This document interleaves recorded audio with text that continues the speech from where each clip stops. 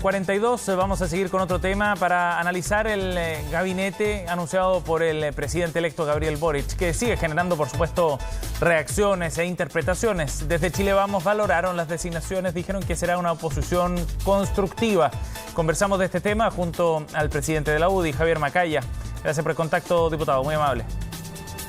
Hola, Sebastián, ¿cómo estás? Buenas tardes. Gracias por conversar con nosotros. Buenos días todavía. Buenos días todavía, sí, es 10:43, estamos en vivo.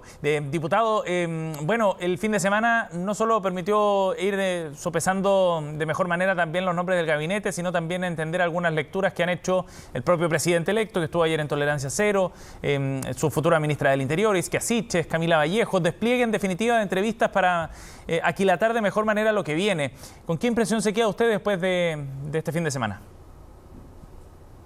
A ver, es un momento bueno para el presidente electo. Pues está presentando sus nombres, creo que ha hecho buenas señales en términos de la renovación de la política que él mismo encarna. La composición ni siquiera paritaria, con mayor presencia de mujeres que hombres en el gabinete, es una señal para los tiempos que corren. Código siglo XXI, yo creo que lo ha leído bien Gabriel Boric. Obviamente el principal desafío a partir del 11 de marzo, hacerse cargo de los problemas que supone estar a cargo del país, particularmente los dolores más profundos que tiene Chile en la Araucanía, la situación de delincuencia en otros lugares de Chile, las problemáticas en materia de pensiones, las brechas que existen entre la salud pública y la privada, lo que ocurre lo mismo en materia de educación particular y educación pública. Hay diagnósticos súper compartidos, Sebastián, con nosotros, con la oposición, de cuáles son los problemas de Chile.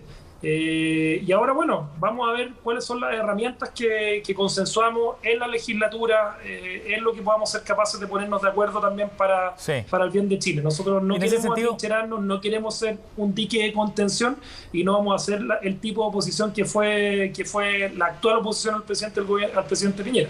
Diputado, pero en ese sentido, los nombres que están en el gabinete, ¿usted cree que facilitan, por ejemplo, ese despliegue de soluciones para enfrentar esos problemas?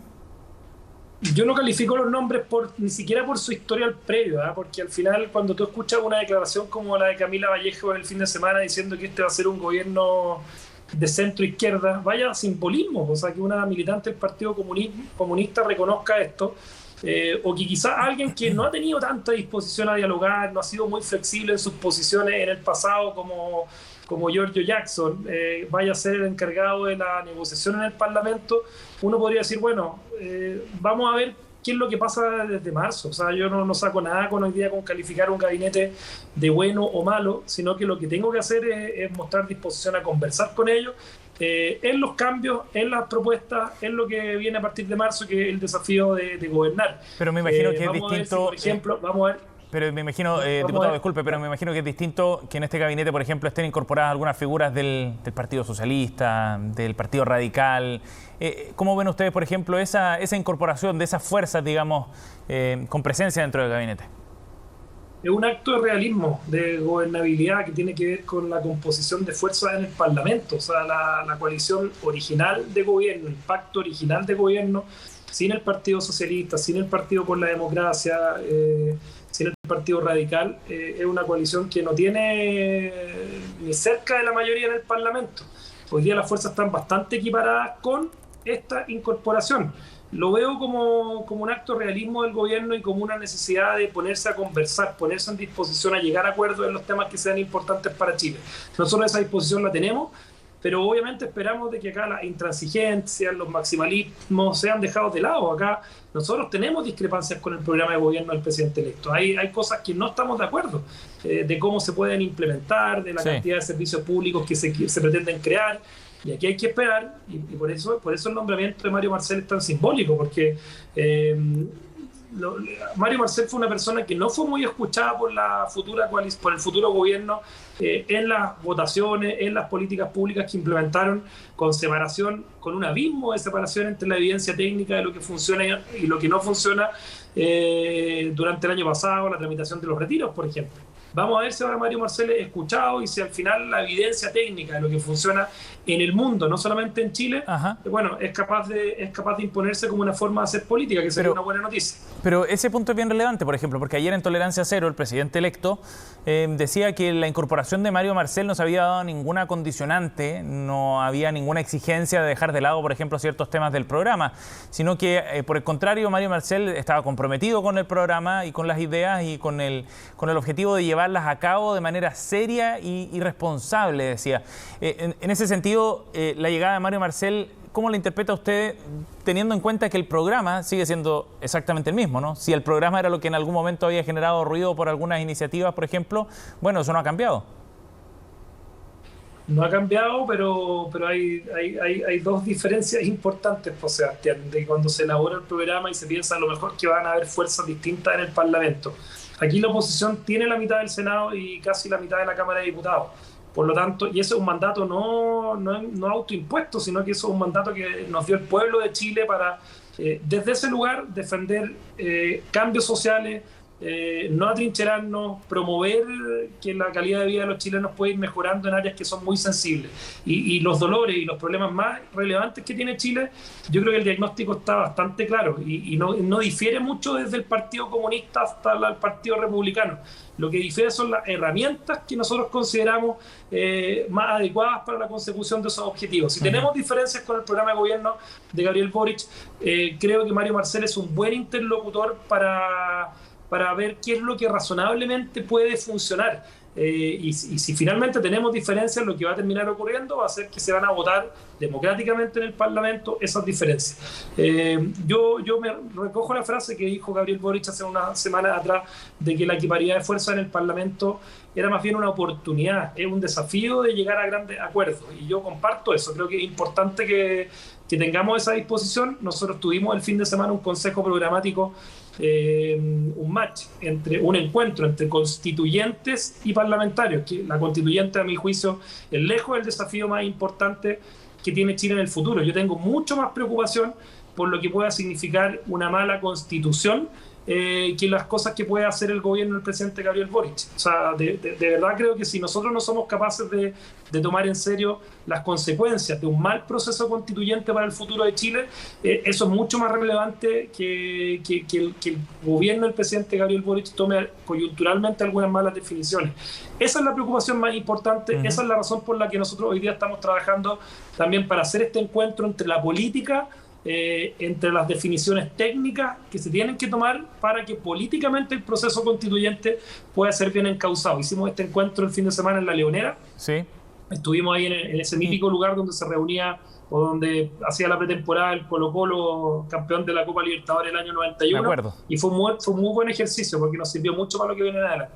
Y en ese sentido, la definición que se ha adoptado dentro de la UDI, diputado, respecto a esta oposición constructiva, ¿cómo se va a plasmar al momento de llegar a ciertos proyectos de ley que ustedes, como han planteado, no comparten, por ejemplo, de respecto a la reforma previsional, por ejemplo? Bueno, buscar que ciertos principios sean resguardados. ¿Cuál es el principio más importante en una reforma previsional? Son las AFP, es la entidad que paga. Al final es pagarle buenas pensiones a los chilenos y demostrar con evidencia técnica quién está mejor o más capacitado para hacer rentar los fondos, se llamen o no se llamen AFP, pero ver de qué manera la sociedad civil, las personas que están capacitadas para manejar y darle rentabilidad a los fondos con buena regulación, pueden hacer que las platas de los chilenos se puedan ir aumentando, las platas de las pensiones puedan ir mejorando. Eso es lo que yo pido, es el fin. A mí no me interesa tanto el medio. Y en esto hay que dejar los ideologismos de lado. Acá obviamente hay principios que resguardar que tienen que ver con la libertad, con la necesidad de que los chilenos sean dueños del fruto de su esfuerzo. Y eso es parte de la discusión previsional que vamos a tener. Y se va a poner en evidencia. Y lo importante es poner en evidencia y contrastar cuáles son las mejores herramientas. El fin es el mismo, pagar mejores pensiones a los chilenos. Yo no tengo como fin de que haya una entidad burocrática que le dé pega a un par de ministerios o algún par de políticos para que estén a cargo de esta cuestión. Mi fin es que las personas puedan recibir mejores pensiones. En la Araucanía, acá, oye, el medio del estado de excepción, si logramos ser capaces de pacificar la Araucanía, sin declaraciones retóricas, sino que con acciones concretas para que se ponga fin al terrorismo, yo voy a aplaudir al presidente electo. Evidentemente que sí. Por eso creo que los desafíos y el diagnóstico de los problemas está más o menos claro. Si el tema es cómo buscamos soluciones que funcionen para mejorarle la calidad de vida a los chilenos. Ajá. De respecto a ese punto, diputado, ayer el presidente electo ratificaba que no iba a renovar el estado de excepción en la Araucanía, por lo menos no al comienzo, ¿no? Porque decía uno no se puede cerrar a todas las herramientas, digamos, constitucionales que tiene disponibles, pero definitivamente no lo ve como un camino para seguir avanzando en el problema de fondo allá en la zona, ¿no? Y apuestan por otros aspectos u otra estrategia más bien. ¿Ustedes esperan que eso pueda cambiar más adelante? ¿Cómo ven esa definición que ya les había adelantado en la reunión la semana pasada? Yo comparto que el problema de fondo de la Araucanía no se soluciona con más de lo mismo. Llevamos 4 años de este gobierno y 30 años de una historia que solamente ha ido profundizando los dolores, la violencia y los asesinatos ya descarnadamente. La semana pasada hubo 4 muertes en la Araucanía y es algo que no puede seguir ocurriendo. Si el presidente Gabriel Boric tiene otra estrategia respecto a la Araucanía, nosotros la vamos a escuchar. Él tiene a su cargo, a partir del 11 de marzo, la estrategia, la conducción del asunto de seguridad pública del país, pero me parece que también es una cuestión un poquito arriesgada renunciar ex ante a todas las herramientas constitucionales. Y él en ese sentido ha aclarado, y lo dijo en la reunión con nosotros, que claro, esta no es la solución, no es la herramienta con la que él pretende solucionar el problema. Yo espero que no sea así, porque está demostrado que solamente con esa herramienta no es suficiente. Lo que hace es que esa herramienta sí te ha significado tener un poco más de sensación de seguridad, más complementariedad en el trabajo que hacen las policías, que se han visto superadas en nivel de armamento, en el uso de la fuerza. Creo que acá tenemos obviamente una herramienta que no es la solución, pero sí sirve para generar de alguna manera también una respuesta a la contingencia, de la urgencia y la emergencia que se está viviendo, que esperamos que de la emergencia se pase a una situación de normalidad lo antes posible. Y para eso el diálogo es necesario, no el diálogo con cualquier persona, sino que el diálogo para aquellos que están disponibles a reconocer al Estado de Derecho, a sus autoridades legítimamente electas, la democracia, a no validar el uso de las armas y la fuerza por parte de grupos en la práctica paramilitares. Así que nos parece que tenemos ahí un diagnóstico común de que los problemas se tienen que solucionar, pero hay que buscar las herramientas y no renunciar ex ante a algunas que pueden servir, como es el estado de excepción en la región. Diputado, me gustaría preguntarle respecto a otro tema también que tiene que ver con la entrevista que dio este fin de semana Sebastián Sichel en el diario Mercurio, en la revista Sábado, donde hace un repaso de lo que fue la experiencia como candidato presidencial del conglomerado de Chile Vamos. Y hace un análisis donde básicamente hay un mea culpa, pero también apunta sus dardos al entorno y al rol que jugó Chile Vamos, la coalición. En un momento dice que él cometió el error de atraparse en esta pelea pequeña con los partidos de Chile Vamos, y luego interpreta que aquí su error había sido confiar demasiado por el hecho de que él fuera independiente, de que él no era parte de la cultura de la derecha, y que se sentía finalmente como un invitado de piedra, haber ganado con votos su derecho a representar al sector. ¿Qué le parece el análisis de Sebastián Sichel? Mira, primero no me pongo ese sombrero, porque el propio Sebastián Sichel, yo no tengo ninguna duda que recordará en la historia de su incorporación a la primaria, quienes fuimos los que más empujamos la necesidad de darle oxígeno a la coalición, de incorporar independientes y en este caso también, no solamente en la incorporación, sino que posteriormente, cuando ganó la primaria, en el acompañamiento que desde Chile Vamos, desde el partido que yo tengo el honor de presidir, le dimos a su candidatura. Una cosa diferente y eso es una realidad que han existido descuelgues, desmarques, pero creo que, los dolores de una derrota son profundos y creo que es parte de la reflexión que hace Sebastián Sichel en esa entrevista, pero yo no me pongo el sombrero de deslealtades, de haberlo dejado abandonado, porque en mi rol de presidente de la UDI, lo que tuvimos la capacidad de hacer, lo acompañamos siempre y él si tú le preguntas por el rol que cumplió este presidente, la secretaria general María José Hoffman, Francisco Chaguán, presidente de Renovación Nacional y los otros partidos, yo no tengo ninguna duda que te lo va a decir. Obviamente, y cuando él se refiere a esto, se refiere probablemente a sus dolores, de algunos descuelgues, algunas situaciones que obviamente son parte de errores que se cometieron durante la candidatura. Es que ese punto es importante porque él dice, yo no soy ingenuo, es evidente que me di cuenta que me traicionaron por la espalda y abandonaron el barco, pude predecir el impacto que eso tuvo en la votación. Y quienes empezaron a bajar del barco fueron precisamente parlamentarios de la UDI también, ¿no? Y que fueron a apoyar a José Antonio Kast.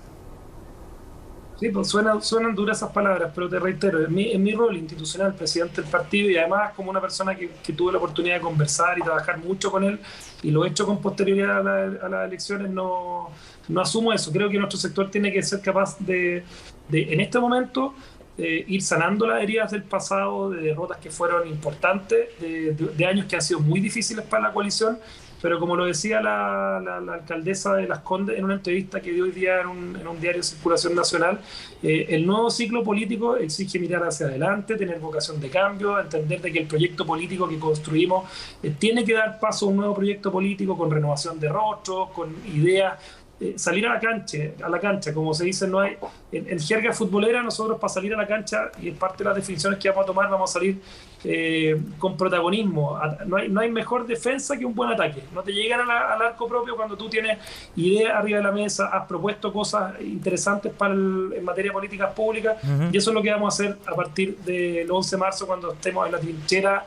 No me gusta el concepto trinchera, pero cuando estemos en la vereda de la oposición. Bien, diputado Macaya, gracias por conversar con nosotros esta mañana, muy amable.